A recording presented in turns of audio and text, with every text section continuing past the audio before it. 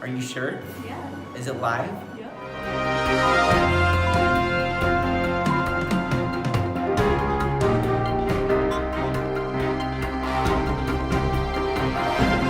Good morning, America. I'm your host, Molly. And I'm your host, Edward, and this is your weekly roundup.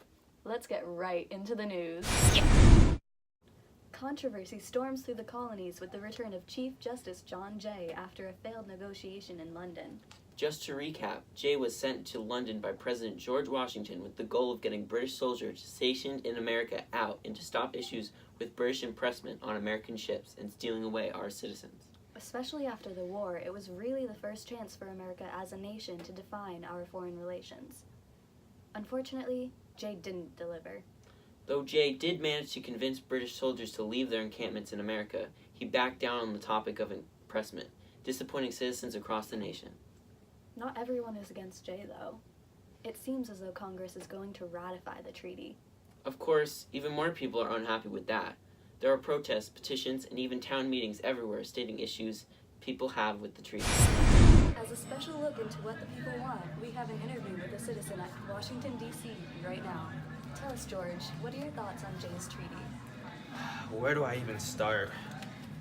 Jay made America seem weak, and he didn't even protect the American citizens. Impressment is not a negotiable issue. I don't know what we're gonna do, but this treaty that he made, it's not it. Thank you for that, Molly. We'll be sure to keep the people updated as the story progresses. On another note, Washington makes a statement to all Americans. He won't be running for a third term. He left all Americans a farewell letter, filled with advice for our future presidents. Here's an expert read by our chief editor, George. It serves always to distract the public council and enfeeble the public administration. It agitates the community with ill-founded jealousies, kindles the animosity of one party against another, foments occasionally riot and insurrection. It opens the door to foreign influence and corruption, which find a facilitated access to the government through the means of party passions. Thus, the policy and will of one nation becomes the policy and will of another. Thank you, Chief.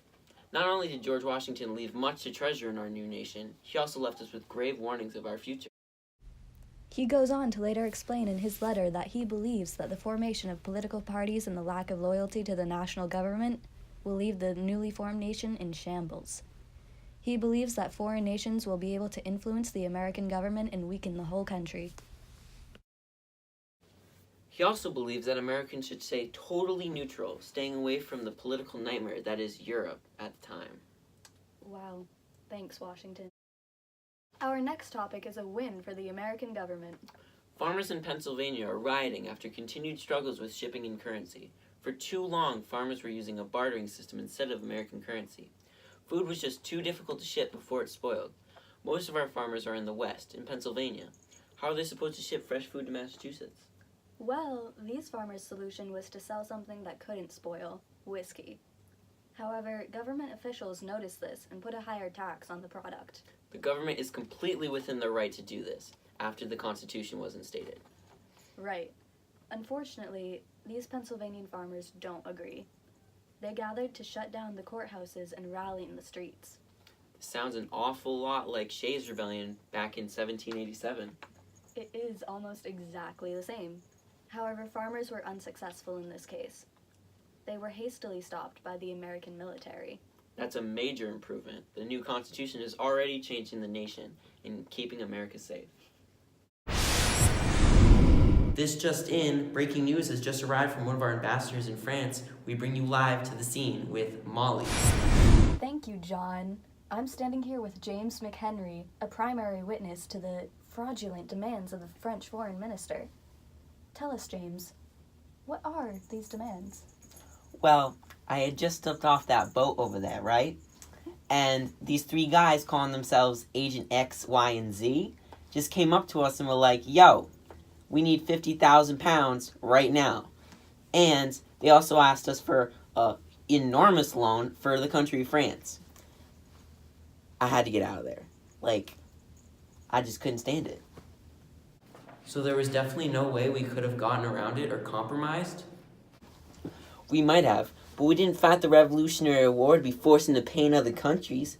We had to make a stand and prove ourselves, even after the mess of Jay's Treaty. How did we even end up in this position? I was under the impression that we were allied with France. We actually are allied with France, but we offended their foreign ministers with Jay's Treaty. We aren't allied with Britain, but they still are allowed to impress our citizens. I mean, if Britain can do it, so can they, is what they're thinking. This was intolerable of them. Washington sent me and a few other ambassadors to discuss a negotiation, but things clearly didn't go according to plan. Thank you for the insight, James. By the look of things, we may be entering a naval war with France. We'll continue our report as the story develops. Now let's go to our local meteorologist. Thank you, Molly. Our top story comes from famous composer William Herschel, acclaimed astrologist that appears to have discovered a new spatial body. Using a homemade telescope, it appears that he has spotted a glowing orb in the sky that looks quite different from the other glowing orbs. Reports have already disproved the idea of the body being a star or a comet, as some said, leading others to believe this could be a new planet. As for naming this wonderful discovery, it has been decided by Mr. Herschel to be called Georgium Sidus, after the great King nope, this just in, the new planet will be named Uranus. Just Uranus. Not even gonna touch that. Back to you, Molly. That's all we got for you tonight, folks. And remember, be healthy Be hardy. and always fight for your freedom. Good night, America.